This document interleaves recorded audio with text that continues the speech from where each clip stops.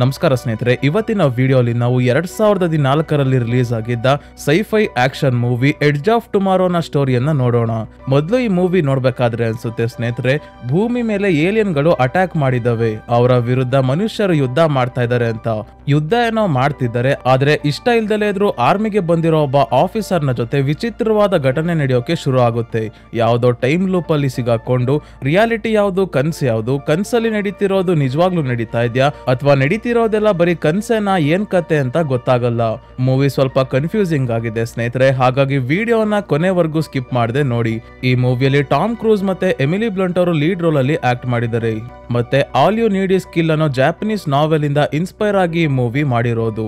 So ಸ್ನೇಹಿತರೆ, ಈ ಮೂವಿಯ story ಕಡೆ ಹೋಗಕ್ಕಿಂತ ಮುಂಚೆ ಈ ಚಾನಲ್ಗೆ ಯಾರಿನ್ನೂ ಸಬ್ಸ್ಕ್ರೈಬ್ ಆಗಿಲ್ಲ ಅಂದ್ರೆ ದಯವಿಟ್ಟು ಸಬ್ಸ್ಕ್ರೈಬ್ ಆಗಿ, ಯಾಕಂದ್ರೆ 50,000 ಸಬ್ಸ್ಕ್ರೈಬರ್ಸ್ಗೆ ತುಂಬಾನೇ ಹತ್ರ ಇದೀವಿ. ಮತ್ತೆ ಪಕ್ಕದಲ್ಲೇ ಇರೋ ನೋಟಿಫಿಕೇಶನ್ ಬೆಲ್ ಐಕನ್ ಕೂಡ ಆನ್ ಮಾಡಿ. ಈ ಮೂವಿಯ ಕತೆ ಶುರು ಆಗೋದು 2015ರಲ್ಲಿ. ಜರ್ಮನಿಯಲ್ಲಿ ಒಂದು ಮೀಟಿಯಾರ್ ಬಂದು ನೆಲಕ್ಕೆ ಅಪ್ಪಳಿಸುತ್ತೆ. ಎಲ್ಲರೂ ಇದನ್ನ ಮೀಟಿಯಾರ್ ಅಂತಾನೆ ಅನ್ಕೊಂಡಿದ್ರು. ಎಲ್ಲಿವರೆಗೂ ಅಂದ್ರೆ ಏಲಿಯನ್ಗಳು ಮನುಷ್ಯರ ಮೇಲೆ ದಾಳಿ ಮಾಡೋವರೆಗೂ. ಆ ಮೀಟಿಯಾರ್ ತನ್ನ ಜೊತೆ ಮಿಮಿಕ್ಸ್ ಅನ್ನೋ ಏಲಿಯನ್ನ ಭೂಮಿಗೆ ತಗೊಂಡ್ ಬಂದಿದೆ. ನೋಡ್ತಿದ್ದಂಗೆ ಯುರೋಪ್ನ ಬೇರೆ ಬೇರೆ ದೇಶಗಳ ಮೇಲೆ ದಾಳಿ ಮಾಡ್ತಾ ಮಾನವ ಕುಲವನ್ನೇ ಸರ್ವನಾಶ ಮಾಡೋಕೆ ಹೊರಟಿದವೆ ಈ ಏಲಿಯನ್ಸ್. ಈ ಮಿಮಿಕ್ಸ್ ಅನ್ನೋ ಏಲಿಯನ್ಸ್ ತುಂಬಾನೇ ಪವರ್ಫುಲ್ ಮತ್ತೆ ತುಂಬಾನೇ ಕ್ರೂರವಾಗಿ ಜನರನ್ನ ಕೊಲ್ತಾ ಇರ್ತವೆ. ಈ ಏಲಿಯನ್ ವಿರುದ್ಧ ಹೋರಾಡೋದಕ್ಕೋಸ್ಕರ ಎಲ್ಲಾ ದೇಶದ ಆರ್ಮಿಯವರು ಸೇರಿ ಯುನೈಟೆಡ್ ಡಿಫೆನ್ಸ್ ಫೋರ್ಸ್ ಅನ್ನ ಮಾಡ್ಕೊಂಡಿದ್ದಾರೆ. ಸೊ ಕೊನೆಗೂ 5 ವರ್ಷ ಆದ್ಮೇಲೆ 2020ರಲ್ಲಿ ಫ್ರಾನ್ಸ್ ನ ವರ್ಡನ್ ಅನ್ನೋ ಸಿಟಿಯಲ್ಲಿ ಮೊದಲನೇ ಬಾರಿ ಏಲಿಯನ್ ವಿರುದ್ಧ ಹೋರಾಡಿ ನಮ್ಮ ಆರ್ಮಿ ಅವರು ಗೆದ್ದಿದ್ದಾರೆ. ಅಂದ್ರೆ 5 ವರ್ಷ ಏಲಿಯನ್ ಗಳನ್ನ ಸೋಲ್ಸೋಕೆ ಆಗಿರಲ್ಲ. ಈಗ್ಲೂ ಅಷ್ಟೇ ವರ್ಡನ್ ಅಲ್ಲಿ ಮಾತ್ರ ಇವರು ಗೆದ್ದಿರೋದು, ಇನ್ನ ಬೇರೆ ಬೇರೆ ಕಡೆ ಏಲಿಯನ್ ನ ರಾಜ್ಯಭಾರನೇ ಇದೆ. ಈ ಯುದ್ಧವನ್ನ ಗೆಲ್ಲೋದಕ್ಕೆ 2 ಕಾರಣ ಇದೆ. ಮೊದಲನೇದು, ಹೊಸ ಜಾಕೆಟ್ ಟೆಕ್ನಾಲಜಿಯಿಂದ ಮಾಡಿರೋ ಎಕ್ಸೋ ಸೂಟ್ ಅನ್ನು ಈ ಜಾಕೆಟ್ ನ ಹಾಕೊಂತಿದ್ದಂಗೆ ನಾರ್ಮಲ್ ಸೋಲ್ಜರ್ ಸೂಪರ್ ಸೋಲ್ಜರ್ ಆಗೋಗ್ತಾರೆ. ಅಷ್ಟು ಶಕ್ತಿಯನ್ನ ಈ ಜಾಕೆಟ್ ನೀಡುತ್ತೆ. ಎರಡನೇ ಕಾರಣ ಏನಂದ್ರೆ, ಈ ಜಾಕೆಟ್ ನ ಹಾಕೊಂಡು ಫೈಟ್ ಮಾಡೋದ್ರಲ್ಲಿ ಎಕ್ಸ್ಪರ್ಟ್ ಆಗಿರೋ ರೀಟಾ ಅನ್ನೋ ಸೋಲ್ಜರ್.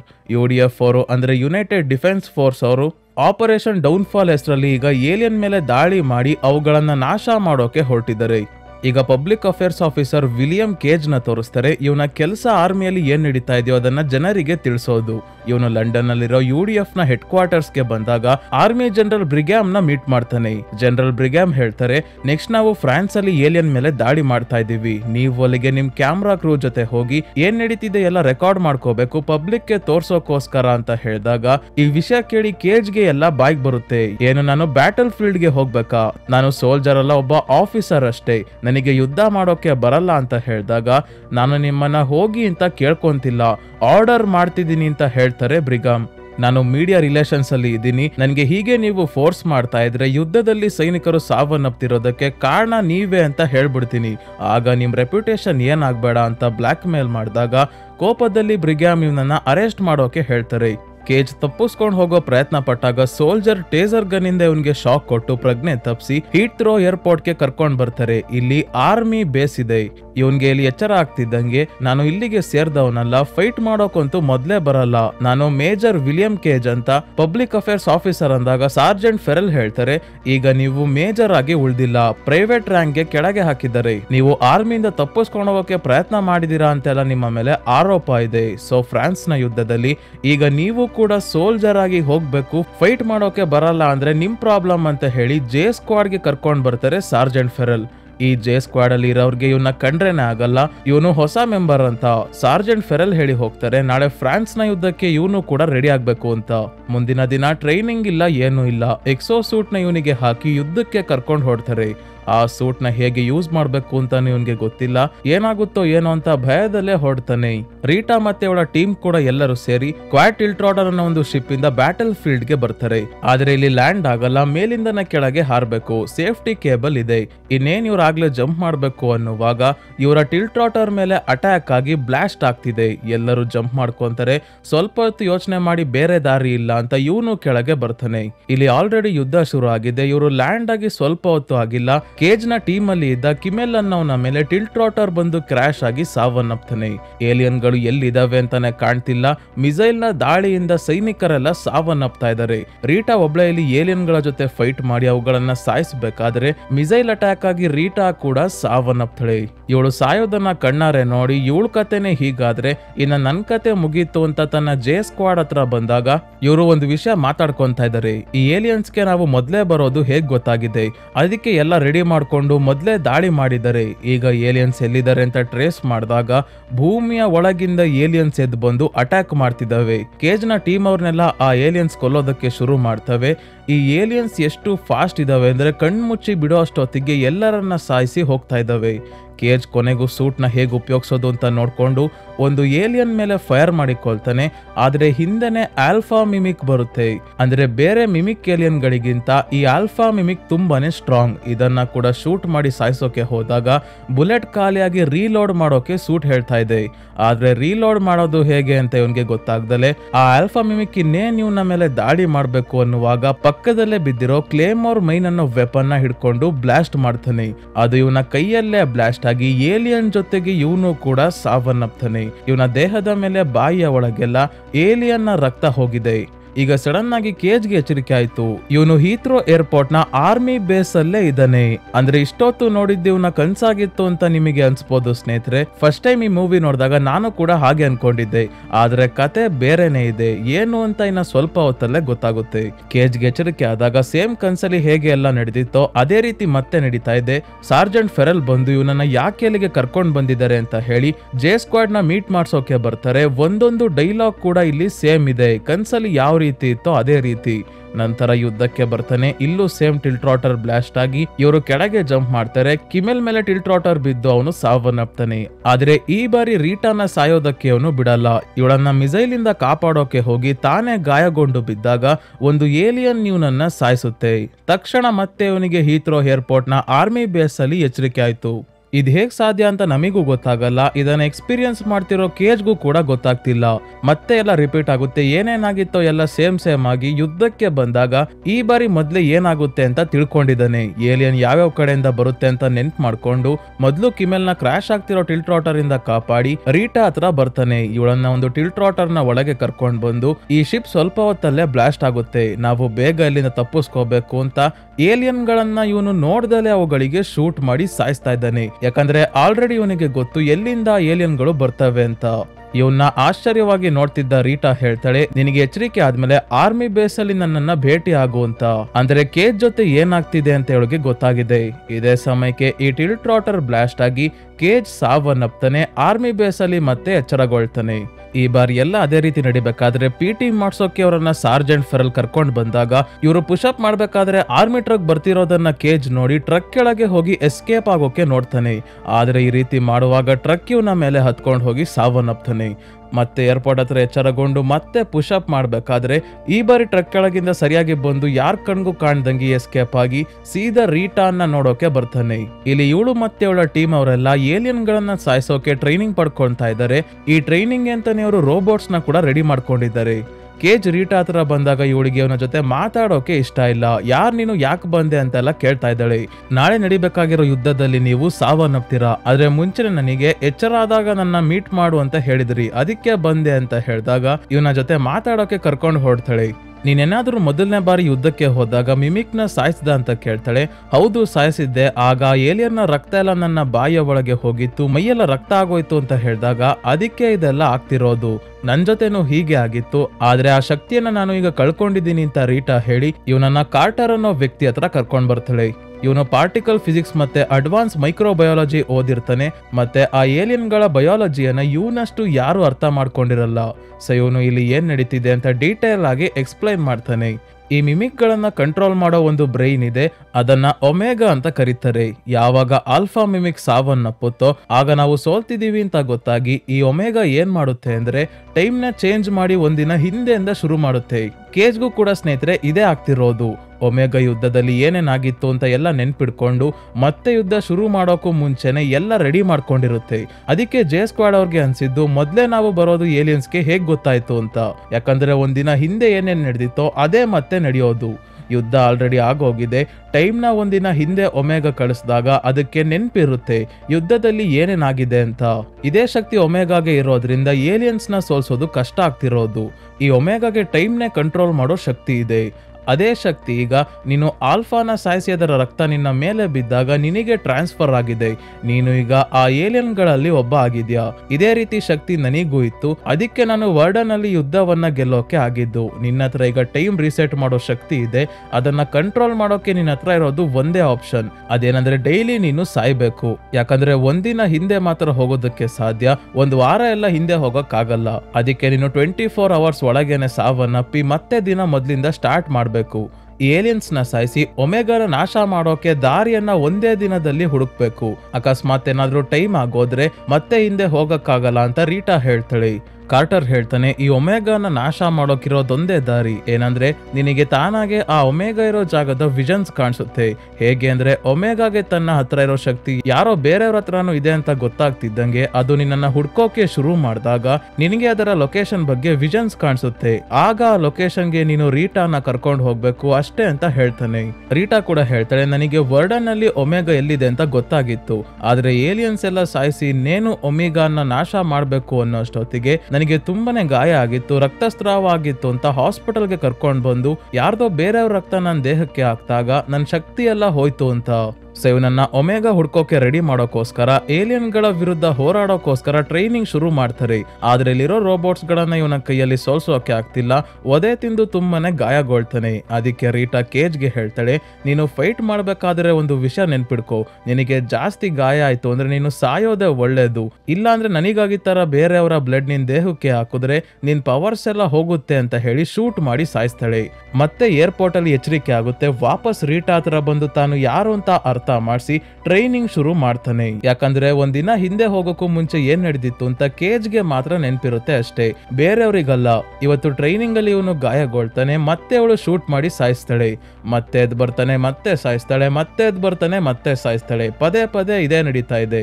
ಸೊ ಈಗ ಸ್ನೇಹಿತರೆ ನನಗೆ ನೆನ್ಪಾಯ್ತು ಈ ಮೂವಿಯ ಟ್ಯಾಗ್ಲೈನ್ ಲಿವ್ ಡೈ ರಿಪೀಟ್ ಅಂತ ಯಾಕಿದೆ ಅಂತ. ಪದೇ ಪದೇ ಸಾಯೋದು, ಎಚ್ಚರಗೊಳ್ಳೋದು, ಇದನ್ನೇ ರಿಪೀಟ್ ಮಾಡೋದು ಅದೇ ಆಗ್ತಿದೆ. ಆದ್ರೆ ಒಂದಿನ ಇವನಿಗೆ ಇದ್ದಕ್ಕಿದ್ದಂಗೆ ಆ ಒಮೆಗಾ ಇರೋ ಜಾಗದ ಬಗ್ಗೆ ವಿಷನ್ಸ್ ಬಂದಾಗ ತಕ್ಷಣ ಇವನು ಕಾರ್ಟರ್ ಮತ್ತೆ ರೀಟಾಗೆ ಹೇಳ್ತಾನೆ, ನನ್ನ ವಿಷನ್ ಅಲ್ಲಿ ಆ ಒಮೆಗಾ ಒಂದು ಬೆಟ್ಟದ ಹತ್ರ ಇರೋ ಡ್ಯಾಮ್ ಅಲ್ಲಿ ಇರೋ ಹಾಗೆ ಕಾಣಿಸ್ತು. ಜರ್ಮನ್ ಭಾಷೆಯಲ್ಲೂ ಕೂಡ ಏನೋ ಬರ್ದಿತ್ತು ಅಂತ ಹೇಳಿದಾಗ ಈ ತರ ಡ್ಯಾಮ್ ಎಲ್ಲಿದೆ ಅಂತ ಹುಡ್ಕೋದಕ್ಕೆ ಶುರು ಮಾಡ್ತಾನೆ ಕಾರ್ಟರ್. ರೀಟಾ ಮತ್ತೆ ಕೇಜ್ ಯುದ್ಧಕ್ಕೆ ಬರ್ತಾರೆ, ಯಾಕಂದ್ರೆ ಯುದ್ಧದಿಂದ ತಪ್ಪಿಸ್ಕೊಳ್ಳೋಕೆ ದಾರಿ ಹುಡ್ಕೋಕೋಸ್ಕರ. ಇಲ್ಲಿ ಯುದ್ಧ ಅದ್ರ ಪಾಡಿಗೆ ಅದು ನಡೀತಾ ಇದ್ರೆ ಇಲ್ಲಿಂದ ತಪ್ಪಿಸ್ಕೊಂಡು ಇವರಿಬ್ರು ಒಮೆಗಾನ ಹುಡ್ಕೋಕೆ ಡಿಸೈಡ್ ಮಾಡಿದ್ದಾರೆ. ಆದ್ರೆ ಇಲ್ಲೂ ಕೂಡ ಪದೇ ಪದೇ ಸಾಯೋದು, ವಾಪಸ್ ಏರ್ಪೋರ್ಟ್ ಅಲ್ಲಿ ಎದ್ದು ಬಂದು ಟ್ರೈನಿಂಗ್ ಮಾಡಿ ಯುದ್ಧಕ್ಕೆ ಬಂದು ಸಾಯೋದು. ಡೈಲಿ ಇದೇ ರೀತಿ ಮಾಡಿ ಮಾಡಿ ಪ್ರತಿ ಸಲ ಯುದ್ಧಕ್ಕೆ ಬಂದಾಗ್ಲೂ ಕೂಡ ಮುಂದೆ ಹೇಗ್ ಹೋಗೋದು ಅಂತ ಒಂದೊಂದೇ ಸ್ಟೆಪ್ ಅರ್ಥ ಮಾಡ್ಕೊಂತ ಇದ್ದಾನೆ.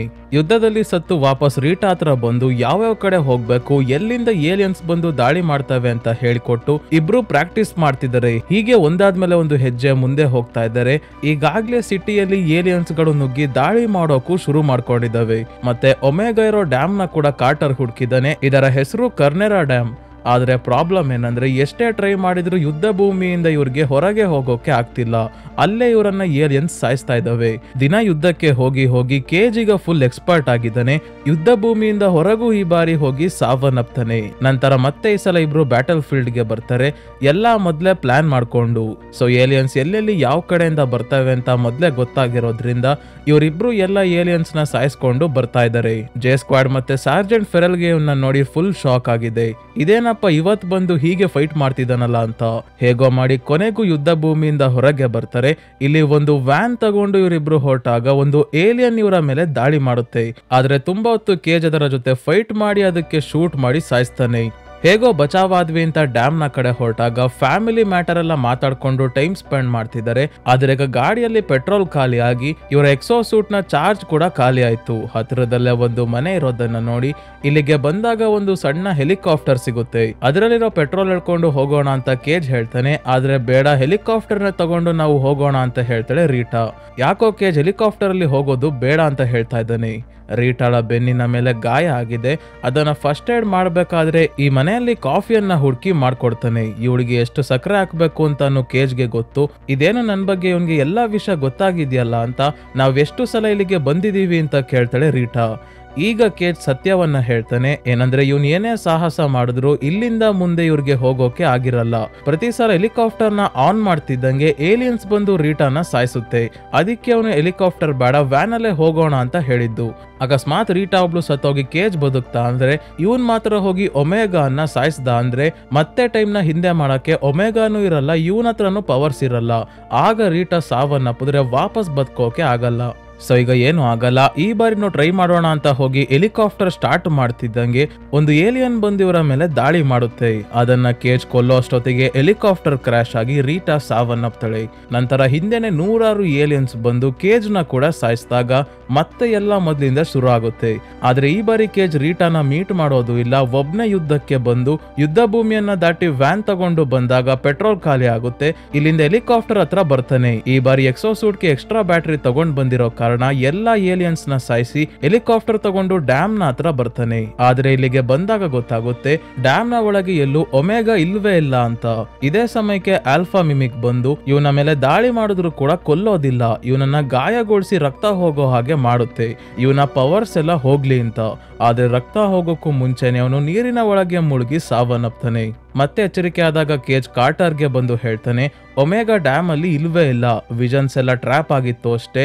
ನಾನು ಹೋದಾಗ ನನ್ನ ರಕ್ತ ಹೋಗೋ ಹಾಗೆ ಆಲ್ಫಾ ಮಾಡಿತ್ತು. ವರ್ಡನ್ ಅಲ್ಲೂ ಕೂಡ ರೀಟಾನ್ನ ಗಾಯಗೊಳಿಸಿದ್ದೆ, ಅವಳ ಪವರ್ಸ್ ಎಲ್ಲ ಹೋಗ್ಲಿ ಅಂತ. ಈಗ ಉಳಿದಿರೋದು ಒಂದೇ ದಾರಿ, ಆ ಒಮೆಗಾ ಅನ್ನ ಹುಡ್ಕೋಕೆ. ಏನಂದ್ರೆ ಕಾರ್ಟರ್ ಮೊದಲು ಯುನೈಟೆಡ್ ಡಿಫೆನ್ಸ್ ಫೋರ್ಸ್ ಅಲ್ಲಿ ಇದ್ದಾಗ ಟ್ರಾನ್ಸ್ಪಾಂಡರ್ ಅನ್ನೋ ಡಿವೈಸ್ ನ ಕಂಡಿಡ್ದಿರ್ತಾನೆ. ಇದನ್ನ ಆಲ್ಫಾಗೆ ಚುಚ್ಚಿದ್ರೆ ಒಮೆಗಾ ಎಲ್ಲಿದೆ ಅಂತ ಎಕ್ಸಾಕ್ಟ್ ಲೊಕೇಶನ್ ವಿಷನ್ ನ ಮುಖಾಂತರ ಕಾಣಿಸುತ್ತೆ. ಯಾಕಂದ್ರೆ ಆ ಡಿವೈಸ್ ಆಲ್ಫಾನ ಒಮೆಗಾ ಜೊತೆ ಕನೆಕ್ಟ್ ಮಾಡುತ್ತೆ ಅಂತ ಹೇಳ್ತಾನೆ. ಆದ್ರೆ ಈ ಡಿವೈಸ್ ನ ಕಂಡಿಡಿದು ಜನರಲ್ ಬ್ರಿಗ್ಯಾಮ್ಗೆ ಎಲ್ಲಾ ವಿಷಯವನ್ನ ಹೇಳಿದಾಗ ಇವನ್ ತಲೆ ಸರಿ ಇಲ್ಲ ಅಂತ ಇವನ ಡಿವೈಸ್ ನ ಕಿತ್ಕೊಂಡು ಈ ಆರ್ಮಿ ಬೇಸ್ಗೆ ಕಳ್ಸಿದ್ದಾರೆ, ಸೇಮ್ ಕೇಜ್ ತರ. ಆ ಡಿವೈಸ್ ಸಿಕ್ಕಿ ಅದನ್ನ ಕೇಜ್ ನ ದೇಹಕ್ಕೆ ಚುಚ್ಚಿದ್ರೆ ಒಮೆಗಾನ ಲೊಕೇಶನ್ ಗೊತ್ತಾಗುತ್ತೆ. ಯಾಕಂದ್ರೆ ಕೇಜ್ ಹತ್ರ ಕೂಡ ಒಮೆಗಾ ರೀತಿನೇ ಪವರ್ಸ್ ಇದೆ. ಸೊ ಆ ಡಿವೈಸ್ ನ ಯುನೈಟೆಡ್ ಡಿಫೆನ್ಸ್ ಫೋರ್ಸ್ ನ ಹೆಡ್ ಕ್ವಾರ್ಟರ್ಸ್ ಇಂದ ತಗೊಂಡ್ ಬರೋಕೆ ತಕ್ಷಣ ಹೊಡ್ತಾರೆ ರೀಟಾ ಮತ್ತೆ ಕೇಜ್. ಇಲ್ಲಿ ಜನರಲ್ ಬ್ರಿಗ್ಯಾಮ್ ಹತ್ರ ಬರ್ತಿದ್ದಂಗೆ ಅವರು ಕೇಳ್ತಾರೆ, ಬೆಳಗ್ಗೆ ತಾನೇ ಅರೆಸ್ಟ್ ಮಾಡಿ ನಿನ್ನ ಕಳ್ಸಿದ್ದೆ, ಹೇಗೆ ವಾಪಸ್ ಬಂದೆ ಅಂತ. ಆಗ ಕಾರ್ಟರ್ ಮೊದಲು ಹೇಳಿದ್ದೆಲ್ಲ ನಿಜ ಅಂತ ಆ ಡಿವೈಸ್ ನ ಕೊಡೋಕೆ ಹೇಳ್ತಾನೆ ಕೇಜ್. ಬ್ರಿಗ್ಯಾಮ್ ಜಾಸ್ತಿ ಮಾತಾಡ್ದಲ್ಲೇ ಆ ಡಿವೈಸ್ ನ ಕೊಟ್ಟು ಕಳಿಸ್ತಾರೆ. ಇದ್ ಹೇಗ್ ಸಾಧ್ಯ, ಇಷ್ಟು ಈಸಿಯಾಗಿ ಅವರು ಕೊಡಲ್ವಲ್ಲ ಅಂತ ಬಿಲ್ಡಿಂಗ್ ನ ಹೊರಗೆ ಬಂದಾಗ ಇಲ್ಲಿ ಸೋಲ್ಜರ್ಸ್ ಎಲ್ಲ ಇದ್ದಾರೆ, ಇವರನ್ನ ತಡೆಯೋಕೆ ಅಂತ. ಒಳಗೆ ಆ ಡಿವೈಸ್ ನ ಕೊಟ್ಟು ಕಳಿಸ್ಬಿಟ್ಟು ಹೊರಗಿರೋ ಸೋಲ್ಜರ್ಸ್ಗೆ ಫೋನ್ ಮಾಡಿ ಹೇಳಿದ್ದಾನೆ. ಅದಕ್ಕೆ ಏನ್ ಮಾಡ್ಬೇಕು ಅಂತ ಗೊತ್ತಾಗ್ದಲೆ ರೀಟಾ ಸಡನ್ ಆಗಿ ಕೇಜ್ಗೆ ಶೂಟ್ ಮಾಡಿ ಸಾಯಿಸ್ತಾಳೆ. ಮತ್ತೆ ಎಚ್ಚರಗೊಂಡು ಇನ್ನೊಂದೆರಡು ಬಾರಿ ಪ್ರಾಕ್ಟೀಸ್ ಮಾಡಿ ಆ ಸೋಲ್ಜರ್ಸ್ ಇಂದ ಈ ಸಲ ಕಾರಿಂದ ತಪ್ಪಿಸ್ಕೊಂತಾರೆ. ಕಾರಲ್ಲೇ ಆ ಡಿವೈಸ್ ನ ತನ್ನ ಕಾಲಿಗೆ ಚುಚ್ಕೊಂತಾನೆ ಕೇಜ್. ಈಗ ಆ ಒಮೆಗಾ ಇರೋ ಎಕ್ಸಾಕ್ಟ್ ಲೊಕೇಶನ್ ನ ವಿಷನ್ಸ್ ಕಾಣಿಸುತ್ತೆ. ಪ್ಯಾರಿಸ್ ಅಲ್ಲಿ ಇರೋ ಲೂವರ್ ಮ್ಯೂಸಿಯಂ ನ ಅಂಡರ್ ಗ್ರೌಂಡ್ ಅಲ್ಲಿ ಆ ಒಮೆಗಾ ಬಚ್ಚಿಡ್ಕೊಂಡಿದೆ. ಸೊ ಈ ವಿಷಯ ಗೊತ್ತಾಗ್ತಿದ್ದಂಗೆ ಇವರು ಕಾರಲ್ಲಿ ತಪ್ಪಿಸ್ಕೋಬೇಕಾದ್ರೆ ಎಕ್ಸೋ ಸೂಟ್ ಹಾಕಿರೋ ಸೋಲ್ಜರ್ಸ್ ಬಂದು ಇವರ ಕಾರ್ ಮೇಲೆ ದಾಳಿ ಮಾಡ್ತಾರೆ. ಇದರಿಂದ ಇವರ ಕಾರ್ನ ಆಕ್ಸಿಡೆಂಟ್ ಆಗಿ ಇಬ್ರು ಪ್ರಜ್ಞೆ ತಪ್ತಾರೆ. ಕೇಜ್ಗೆ ಎಚ್ಚರಿಕೆ ಆದಾಗ ನೋಡ್ತಾನೆ ಇವನಿಗೆ ತುಂಬಾನೇ ಬ್ಲಡ್ ಲಾಸ್ ಆಗಿರೋದ್ರಿಂದ ಡಾಕ್ಟರ್ ದೇಹಕ್ಕೆ ಬ್ಲಡ್ ಆಗ್ತಿದ್ದಾರೆ. ಈ ಕಾರಣಕ್ಕೆ ಇವನ ಪವರ್ಸ್ ಎಲ್ಲ ಆಲ್ರೆಡಿ ಹೋಗಿದೆ. ಈಗ ಇಲ್ಲಿಂದನೂ ರೀಟಾ ಮತ್ತೆ ಕೇಜ್ ಇಬ್ರು ತಪ್ಪಿಸ್ಕೊಂಡು ಆರ್ಮಿ ಬೇಸ್ಗೆ ಬರ್ತಾರೆ. ನಾಳೆ ಯುದ್ಧ ಶುರು ಆಗುವಷ್ಟೊತ್ತಿಗೆ ಇವರು ಒಮೆಗಾ ಅನ್ನ ನಾಶ ಮಾಡ್ಬೇಕು, ಇಲ್ಲ ಅಂದ್ರೆ ಡೇ ರೀಸ್ಟಾರ್ಟ್ ಮಾಡೋಕೆ ಶಕ್ತಿ ಕೇಜ್ ಹತ್ರನೂ ಇಲ್ಲ. ನಾಳೆ ಯುದ್ಧದಲ್ಲಿ ಸಾವನ್ನಪ್ಪವರೆಲ್ಲ ಪರ್ಮನೆಂಟ್ ಆಗಿ ತಮ್ಮ ಪ್ರಾಣವನ್ನ ಕಳ್ಕೊಂತಾರೆ. ಅದಕ್ಕೆ ಕ್ವಾಟಿಲ್ಟ್ರಾಟರ್ ನ ತಗೊಂಡು ಪ್ಯಾರಿಸ್ಗೆ ಹೋಗಿ ಒಮೆಗಾ ಮೇಲೆ ದಾಳಿ ಮಾಡೋಕೆ ಡಿಸೈಡ್ ಮಾಡ್ತಾರೆ. ಅಲ್ಲಿ ಒಮೆಗಾನ ಕಾಯೋಕೆ ಖಂಡಿತ ಏಲಿಯನ್ಸ್ ಇರ್ತವೆ, ಅದಕ್ಕೆ ಆರ್ಮಿ ಬೇಕಾಗ್ಬೋದು ಅಂತ ಜೆ ಸ್ಕ್ವಾಡ್ ನ ಹತ್ರ ಬರ್ತಾನೆ ಕೇಜ್. ಇವರ ಪರ್ಸನಲ್ ವಿಷಯ ಎಲ್ಲ ತಿಳ್ಕೊಂಡಿರೋ ಕೇಜ್ ನಡೆದಿರೋ ವಿಷಯವನ್ನೆಲ್ಲ ಜೆ ಸ್ಕ್ವಾಡ್ ನ ಎಲ್ಲಾ ಮೆಂಬರ್ಸ್ಗೂ ಹೇಳ್ತಾನೆ. ಈಗ ಇವ್ರಿಗೆ ಇವನ ಮಾತಿನ ಮೇಲೆ ನಂಬಿಕೆ ಬರುತ್ತೆ. ಇವನು ಇಲ್ಲಿಗೆ ಬಂದಿದ್ದೆ ಬೆಳಗ್ಗೆ, ಅಷ್ಟು ಬೇಗ ನಮ್ಮ ಪರ್ಸನಲ್ ವಿಷಯ ಎಲ್ಲ ಇವನಿಗೆ ಹೇಗ್ ಗೊತ್ತಾಗೋಕೆ ಸಾಧ್ಯ? ಇವನು ಹೇಳ್ತಿರೋದು ನಿಜ. ನಾಳೆ ಯುದ್ಧದಲ್ಲಿ ಸಾಯೋ ಬದಲು ಯುದ್ಧ ಆಗೋದ್ನೇ ತಡೆಯೋಣ ಅಂತ ಕೇಜ್ ಮತ್ತೆ ರೀಟಾ ಜೊತೆ ಟಿಲ್ಟ್ರಾಟರ್ ತಗೊಂಡು ಪ್ಯಾರಿಸ್ಗೆ ಹೊರಡ್ತಾರೆ. ಇವರು ಮ್ಯೂಸಿಯಂ ಹತ್ರ ಬರ್ತಿದ್ದಂಗೆ ಟಿಲ್ಟ್ರಾಟರ್ ಮೇಲೆ ಏಲಿಯನ್ಸ್ ದಾಳಿ ಮಾಡಿದಾಗ ಜೆ ಸ್ಕ್ವಾಡ್ ನ ಅರ್ಧಕ್ಕರ್ಧ ಮೆಂಬರ್ ಸಾವನ್ನಪ್ತಾರೆ. ಸ್ಕಿನ್ನರ್, ಗ್ರಿಫ್ ಮತ್ತೆ ಫೋರ್ಡ್ ಅನ್ನೋ 3 ಜನರ ಜೊತೆಗೆ ರೀಟಾ ಮತ್ತೆ ಕೇಜ್ ಮಾತ್ರ ಬದುಕುಳಿತಾರೆ. ಈಗ ಇವರು ಪ್ಲಾನ್ ಮಾಡೋದೇನಂದ್ರೆ ಟಿಲ್ಟ್ರಾಟರ್ ಡ್ಯಾಮೇಜ್ ಆಗಿದೆ, ಹಾರೋಕ್ಕಾಗಲ್ಲ, ಆದ್ರೆ ಇಂಜಿನ್ ಸರಿಯಾಗಿನೇ ಇದೆ, ನೆಲದ ಮೇಲೆನೆ ಮುಂದೆ ಹೋದ್ರೆ ಸಾಕು, ಏನಾದ್ರೂ ಮಾಡಿ ಆ ಮ್ಯೂಸಿಯಂ ವರ್ಗೂ ಹೋಗೋಣ ಅಂತ ಪ್ಲೇನ್ ಅಲ್ಲಿ ಫೋರ್ಡ್, ರೀಟಾ ಮತ್ತೆ ಕೇಜ್ ಹೊಡ್ತಾರೆ. ಹಿಂದೆನೆ 100 ಏಲಿಯನ್ಸ್ ಬಂದಾಗ ಸ್ಕಿನ್ನರ್ ಮತ್ತೆ ಗ್ರಿಫ್ ಶೂಟ್ ಮಾಡಿ ಅವುಗಳನ್ನ ಸಾಯಿಸ್ತಾ ಇದ್ದಾರೆ. ನಂತರ ತಮ್ಮ ಪ್ರಾಣವನ್ನ ಕೂಡ ಲೆಕ್ಕಿಸದೆ ಇಲ್ಲಿರೋ ಒಂದು ಗ್ಯಾಸ್ ಟ್ಯಾಂಕರ್ಗೆ ಕ್ಲೇಮೋರ್ ಮೈನಿಂದ ಫೈರ್ ಮಾಡಿದಾಗ ದೊಡ್ಡ ಬ್ಲಾಸ್ಟ್ ಆಗಿ ಏಲಿಯನ್ಸ್ ಜೊತೆ ಇವರು ಕೂಡ ಸಾವನ್ನಪ್ತಾರೆ. ಆದ್ರೂ ಇನ್ನೂ 106 ಏಲಿಯನ್ಸ್ ಬದುಕಿದ್ದಾವೆ. ಅವುಗಳು ಟಿಲ್ಟ್ರಾಟರ್ ನ ಫಾಲೋ ಮಾಡ್ಕೊಂಡ್ ಬಂದಾಗ ಫೋರ್ಡ್ ಒಳಗಿಂದಾನೆ ಆಟೋಮ್ಯಾಟಿಕ್ ಮಷಿನ್ ಗನ್ ಇಂದ ಎಲ್ಲಾ ಮಿಮಿಕ್ಸ್ ನ ಕೊಲ್ತಾ ಬರ್ತಾನೆ. ಸ್ವಲ್ಪ ಹೊತ್ತಾದ್ಮೇಲೆ ಇವನು ಕೂಡ ಏಲಿಯನ್ ಕೈಗೆ ಸಿಗಾಕೊಂಡು ಸಾವನ್ನಪ್ತಾನೆ. ಇವನ ಜಾಗವನ್ನ ಕೇಜ್ ತಗೊಂಡು ಏಲಿಯನ್ಸ್ ಫೈರ್ ಮಾಡ್ತಾ ಕೊನೆಗೂ ಆ ಮ್ಯೂಸಿಯಂ ನ ಒಳಗೆ ಬಂದು ಟಿಲ್ಟ್ರಾಟರ್ ಕ್ರಾಶ್ ಆಗುತ್ತೆ. ಇಲ್ಲಿಯವರ ಮೇಲೆ ದಾಳಿ ಮಾಡೋಕೆ ಅಂತ ಆಲ್ಫಾ ಮಿಮಿಕ್ ಬಂತು. ಅದಕ್ಕೆ ರೀಟಾ ಕೇಜ್ಗೆ ಹ್ಯಾಂಡ್ ಗ್ರೆನೇಡ್ಸ್ ನ ಕೊಟ್ಟು ನೀನು ಒಮೆಗಾ ಅನ್ನ ಸಾಯಿಸೋಕೆ ಹೋಗು, ನಾನು ಆಲ್ಫಾನ ಡಿಸ್ಟ್ರಾಕ್ಟ್ ಮಾಡ್ತೀನಿ ಅಂತ ಹೊರಟಾಗ ಕೇಜ್ ನೀರೊಳಗೆ ಜಂಪ್ ಮಾಡಿ ನೀರಿನ ಒಳಗಿರೋ ಒಮೆಗಾ ಹತ್ರ ಹೋಗ್ತಾ ಇದ್ದಾನೆ. ಅದೇ ಇನ್ನೊಂದ್ ಕಡೆ ರೀಟಾ ಅನ್ನ ಆಲ್ಫಾ ಮಿಮಿಕ್ ಹಿಡ್ಕೊಂಡು ಸಾಯಿಸ್ಬಿಡುತ್ತೆ. ನಂತರ ಸ್ಪೀಡ್ ಆಗಿ ಕೇಜ್ ಹತ್ರ ಬಂದು ಇವನನ್ನ ಕೂಡ ಗಾಯಗೊಳಿಸುತ್ತೆ. ಆದ್ರೆ ಅವನು ತನ್ನ ಹತ್ರ ಇದ್ದ ಎಲ್ಲಾ ಹ್ಯಾಂಡ್ ಗ್ರೆನೇಡ್ಸ್ ನ ಒಮೆಗಾ ಒಳಗೆ ಹಾಕಿದ್ದಾನೆ. ಈಗ ಒಮೆಗಾ ಪೂರ್ತಿ ಬ್ಲಾಸ್ಟ್ ಆದಾಗ ಒಂದು ಶಾಕ್ ವೇವ್ ನ ರೀತಿ ಎಲ್ಲಾ ಕಡೆ ಸ್ಪ್ರೆಡ್ ಆಗಿ ಮಿಮಿಕ್ಸ್ ಎಲ್ಲ ಸಾವನ್ನಪ್ತವೆ. ಕೇಜ್ ನ ದೇಹವನ್ನ ಒಮೆಗಾದು ರಕ್ತ ಆವರಿಸ್ಕೊಡುತ್ತೆ. ಇದಾಗ್ತಿದ್ದಂಗೆ ಕೇಜ್ಗೆ ಹೆಲಿಕಾಪ್ಟರ್ ಅಲ್ಲಿ ಎಚ್ಚರಿಕೆ ಆಗುತ್ತೆ. ಇದ್ ಯಾವ ಸಮಯ ಅಂದ್ರೆ ಈ ಮೂವಿಯ ಸ್ಟಾರ್ಟಿಂಗ್ ಅಲ್ಲಿ ಜನರಲ್ ಬಿಗ್ಯಾಮ್ ನ ಮೊದಲನೇ ಬಾರಿ ಮೀಟ್ ಮಾಡೋಕೋಸ್ಕರ ಯುನೈಟೆಡ್ ಡಿಫೆನ್ಸ್ ಫೋರ್ಸ್ ನ ಹೆಡ್ ಕ್ವಾರ್ಟರ್ಸ್ ಗೆ ಬಂದಿರ್ತಾನಲ್ಲ ಆ ಸಮಯ. ಇಲ್ಲಿಗೆ ಬರ್ತಿದ್ದಂಗೆ ಅವನಿಗೆ ಗೊತ್ತಾಗುತ್ತೆ ಜನರಲ್ ಬ್ರಿಗ್ಯಾಮ್ ಅವರು ಪ್ರೆಸ್ ಕಾನ್ಫರೆನ್ಸ್ ಅಲ್ಲಿ ಇದ್ದಾರೆ ಅಂತ. ಅವ್ರು ಏನ್ ಹೇಳ್ತಿದ್ದಾರೆ ಅಂದ್ರೆ ಪ್ಯಾರಿಸ್ ಅಲ್ಲಿ ಒಂದು ಮಿಸ್ಟೀರಿಯಸ್ ಎನರ್ಜಿ ಎಲ್ಲಾ ಕಡೆ ಸ್ಪ್ರೆಡ್ ಆಗಿ ಮಿಮಿಕ್ಸ್ ಎಲ್ಲ ಸಾವನ್ನಪ್ಪಿದಾವೆ, ನಾವು ಯುದ್ಧವನ್ನ ಗೆದ್ದಿದೀವಿ ಅಂತ. ಅಂದ್ರೆ ಇದೆಲ್ಲ ಆಗಿರೋದು ಕೇಜ್ ಆ ಒಮೆಗಾನ ನಾಶ ಮಾಡಿ ಆದ್ಮೇಲೆ. ಎಲ್ಲಾ ದೇಶದಲ್ಲೂ ಅಂದ್ರೆ ಬೇರೆ ಬೇರೆ ದೇಶದಲ್ಲಿ ಇದ್ದ ಮಿಮಿಕ್ಸ್ ಎಲ್ಲ ಫೈಟ್ ಮಾಡೋ ಸಾಮರ್ಥ್ಯವನ್ನ ಕಳ್ಕೊಂಡಿದ್ದಾವೆ. ಈಗ ಅವುಗಳನ್ನ ಯುದ್ಧದಲ್ಲಿ ಸೋಲ್ಸಿ ಗೆಲ್ಲೋದು ಈಸಿ ಆಗಿದೆ. ನಂತರ ಕೇಜ್ ಹೀಥ್ರೋ ಏರ್ಪೋರ್ಟ್ ಅಲ್ಲಿರೋ ಆರ್ಮಿ ಬೇಸ್ಗೆ ಬಂದಾಗ ಇಲ್ಲಿ ಜೆ ಸ್ಕ್ವಾಡ್ ನ ಮೆಂಬರ್ಸ್ ಎಲ್ಲ ಬದುಕೆ ಇದ್ದಾರೆ, ಮತ್ತೆ ರೀಟಾ ಕೂಡ ಜೀವಂತವಾಗೇ ಇದ್ದಾಳೆ. ಇವನು ಇವಳನ್ನ ಮೀಟ್ ಮಾಡೋಕೆ ಬಂದಾಗ ಇವನ್ ಯಾರು ಅಂತಾನೆ ಇವಳು ಕಂಡಿಡಿಯಲ್ಲ. ಯಾರ್ ನೀನು, ನಿನ್ಗೆ ಏನ್ ಬೇಕು ಅಂತ ಎಲ್ಲ ಕೇಳ್ತಾ ಇದ್ದಾಳೆ. ಇವಳನ್ನ ನೋಡಿ ಇವನು ಕೂಡ ಸ್ಮೈಲ್ ಮಾಡ್ತಾನೆ. ಸೊ ಸ್ನೇಹಿತರೆ, ಈ ಮೂವಿ ಇಲ್ಲಿಗೆ ಮುಗಿಯುತ್ತೆ. ಸೊ ಈಗ ಕೊನೆಯಲ್ಲಿ ಏನಾಯ್ತು ಅಂದ್ರೆ ಕೊನೆಯಲ್ಲಿ ಕೇಜ್ ನ ದೇಹ ಪೂರ್ತಿ ಒಮೆಗಾದ ರಕ್ತ ಎಲ್ಲ ಮೆತ್ಕೊಂಡಾಗ ಮತ್ತೆ ಅವನಿಗೆ ಆ ಪವರ್ಸ್ ವಾಪಸ್ ಬರುತ್ತೆ. ಅಂದ್ರೆ ಟೈಮ್ ಅಲ್ಲಿ ಒಂದಿನ ಹಿಂದೆ ಹೋಗೋ ಪವರ್ಸ್. ಆದ್ರೆ ಈ ಬಾರಿ ಸ್ವಲ್ಪ ಟೈಮ್ ಲೈನ್ ಚೇಂಜ್ ಆಗಿದೆ. ಯಾಕಂದ್ರೆ ಅವನು ಪ್ರತಿ ಬಾರಿ ಸತ್ತೋದಾಗ ಮತ್ತೆ ಜೀವಂತವಾಗ್ತಿದ್ದು ಹೀಥ್ರೋ ಏರ್ಪೋರ್ಟ್ ಅಲ್ಲಿ. ಆದ್ರೆ ಈ ಬಾರಿ ಹೇಗೆ ಎಲ್ಲದಕ್ಕಿಂತ ಮುಂಚೆ ಹೆಲಿಕಾಪ್ಟರ್ ಅಲ್ಲಿ ಎಚ್ಚರಗೊಂಡ ಅನ್ನೋದಕ್ಕೆ ಒಂದು ಥಿಯರಿ ಇದೆ. ಏನಂದ್ರೆ ಇವನು ಯುದ್ಧ ಭೂಮಿಯಲ್ಲಿ ಸಾವನ್ನಪ್ಪಾಗ ಆಲ್ಫಾ ಮಿಮಿಕ್ ನ ರಕ್ತ ಇವನ ದೇಹ ಪೂರ್ತಿ ಆಗಿರುತ್ತೆ. ಅಲ್ಲಿಂದ 24 ಅವರ್ಸ್ ಹಿಂದೆಯಿಂದ ಇವನ ಟೈಮ್ ಸ್ಟಾರ್ಟ್ ಆಗ್ತಿತ್ತು. ಅಂದ್ರೆ ಹೀಥ್ರೋ ಏರ್ಪೋರ್ಟ್ ಇಂದ ಸ್ಟಾರ್ಟ್ ಆಗ್ತಾ ಇತ್ತು. ಆದ್ರೆ ಅವನು ಮಧ್ಯದಲ್ಲಿ ಆ ಡಿವೈಸ್ ನ ಕತ್ಕೊಂಡ್ ಬರೋಕೆ ಹೋದಾಗ ಆಕ್ಸಿಡೆಂಟ್ ಆದ್ಮೇಲೆ ಬ್ಲಡ್ ಅನ್ನ ಇವನ ದೇಹಕ್ಕೆ ಹಾಕ್ತಾರೆ. ಅಲ್ಲಿ ಇವನು ಪವರ್ಸ್ ಅನ್ನ ಕಳ್ಕೊಂಡ. ಮತ್ತೆ ಆ ಟೈಮ್ ಲೈನ್ ಕೂಡ ಬ್ರೇಕ್ ಆಯ್ತು. ಅಂದ್ರೆ ಯಾವ ಟೈಮ್ ಲೈನ್ ಅಂದ್ರೆ ಹೀಥ್ರೋ ಅಲ್ಲಿ ಎದಳ್ತಿದ್ನಲ್ಲ ಆ ಟೈಮ್ ಲೈನ್ ಬ್ರೇಕ್ ಆಯ್ತು. ಮತ್ತೆ ಹೊಸ ಟೈಮ್ ಲೈನ್ ಇವಂದು ಯಾವಾಗ ಸ್ಟಾರ್ಟ್ ಆಯ್ತು ಅಂದ್ರೆ ಒಮೆಗಾ ಸಾವನ್ನಪ್ಪಿ ಅದರ ರಕ್ತ ಇವನ ದೇಹಕ್ಕೆ ಸೇರಿದಾಗ. ಅಲ್ಲಿಂದ 24 ಅವರ್ಸ್ ಹಿಂದೆ ಬರೋದಾದ್ರೆ ಹೆಲಿಕಾಪ್ಟರ್ ನ ಸೀನ್ ಬರುತ್ತೆ. ಯಾಕಂದ್ರೆ ಅವನು ಒಮೆಗಾನ ಸಾಯಿಸಿದ್ದು ಯುದ್ಧ ಶುರು ಆಗೋಕ್ಕೂ ಮುಂಚೆ. ಅಕಸ್ಮಾತ್ ಅವನು ಒಮೆಗಾನ ಸಾಯಿಸಿರ್ಲಿಲ್ಲ ಅಂದಿದ್ರೆ ಬೆಳಗ್ಗೆ ಶುರು ಆಗೋ ಯುದ್ಧದಲ್ಲಿ ಇವನು ಸಾವನ್ನಪ್ತಿದ್ದ. ರಾತ್ರಿ ಮೊದ್ಲೇ ಇವನು ಸಾವನ್ನಪ್ಪಿರೋದ್ರಿಂದ ಹೀಥ್ರೋ ಏರ್ಪೋರ್ಟ್ಗೆ ಬರೋಕ್ಕಿಂತ ಮುಂಚೆನೆ ಜನರಲ್ ಬ್ರಿಗ್ಯಾಮ್ ನ ಮೀಟ್ ಮಾಡೋಕ್ಕಿಂತ ಮುಂಚೆಯಿಂದಾನೆ ಟೈಮ್ ಲೈನ್ ಶುರು ಆಗುತ್ತೆ. ಟೈಮ್ ಲೈನ್ ಸ್ವಲ್ಪ ಹಿಂದೆಯಿಂದ ಶುರು ಆಗಿದ್ರಿಂದ ಜೆ ಸ್ಕ್ವಾಡ್ ಮತ್ತೆ ರೀಟಾ ಇನ್ನು ಬದುಕಿದ್ದಾರೆ.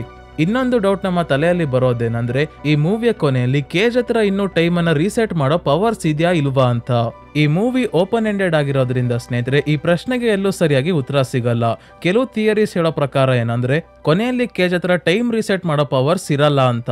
ಟೈಮ್ ರೀಸೆಟ್ ಮಾಡೋ ಪವರ್ಸ್ ಕೇವಲ ಒಮೆಗಾಗೆ ಮಾತ್ರ ಇದ್ದಿದ್ದು. ಒಮೆಗಾನ ರಕ್ತ ಇವನ ದೇಹಕ್ಕೆ ಸೇರಿದಾಗ ಇವನು ಆಲ್ಫಾ ಮಿಮಿಕ್ ಆಗ್ತಾನೆ.